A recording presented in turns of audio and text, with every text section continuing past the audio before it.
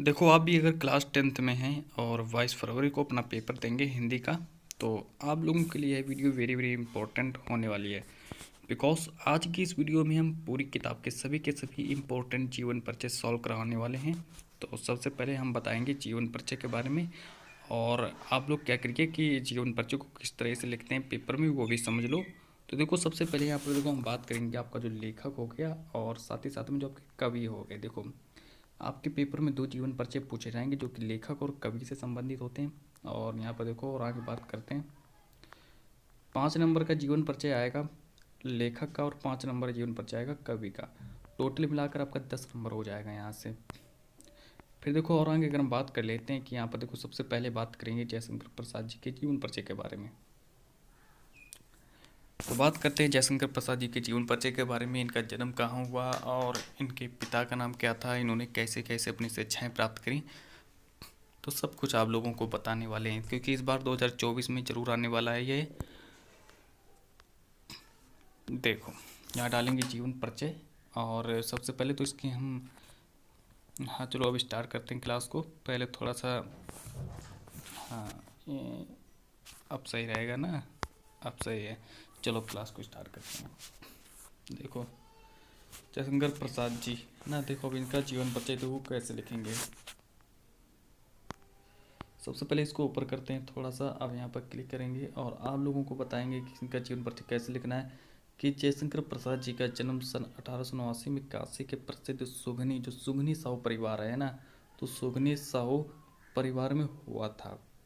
फिर देखो, इनके पिता का नाम क्या था। इनके पिता का नाम बाबू देवी प्रसाद था, जो कि काशी के प्रतिष्ठित जो कि काशी के प्रतिष्ठित व्यक्ति थे।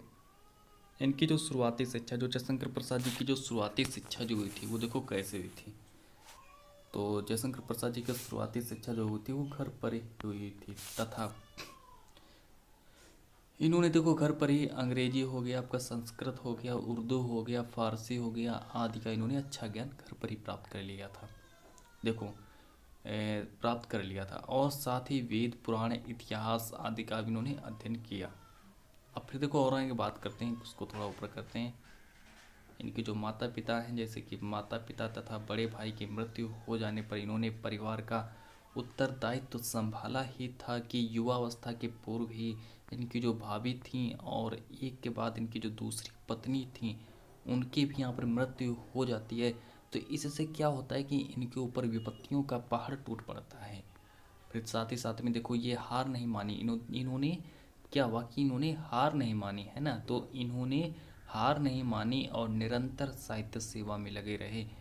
प्रसाद जी का शरीर जो था वो चिंताओं से जर्जर होता गया, क्षय रोग से ग्रस्त हो गए और 14 नवंबर सन 1937 को इनका देहांत हो गया। तो इस तरीके से इनका आप लोगों को जीवन परिचय लिखना है, और आप लोगों को समझ समझ कर लिखना है, और कहीं भी गलत नहीं होना चाहिए, ठीक है। इस तरीके से लिखना है। देखो, इनकी रचनाएं जो कि हैं, तो अब हम इनकी रचनाओं को भी समझ लेते हैं कि इनकी रचनाएं कौन कौन सी हो जाएंगी। जयशंकर प्रसाद जी की रचनाओं को देखो, सबसे पहले किस तरीके से लिखना है। तो जीवन परिचय में सबसे पहले डालेंगे यहाँ पर रचनाएं, और प्रसाद जी ने नाटक, कहानी, उपन्यास की रचना की। अब इनके नाटक के बारे में बात करते हैं। सबसे पहले इनका नाटक लिखना स्टार्ट करेंगे, और इनका नाटक किस तरह से लिखना है वो भी समझ लो। ये देखो, सभी नाटक हैं। कहानी देखो, ये मैंने नाटक लिखे हैं, कहानी है, ये उपन्यास हैं। स्कंदगुप्त, अजातशत्रु, चंद्रगुप्त, ये इनके नाटक हो जाएंगे। छाया, आकाशदीप इनकी कहानियाँ हो जाएंगी। और साथ ही साथ में इनके उपन्यास के बारे में बात करें तो कंकाल और तितली इनका उपन्यास हो जाएगा। तो चलो आज की इस वीडियो को हम इतना ही रखते हैं, और मिलते हैं नेक्स्ट वीडियो के साथ।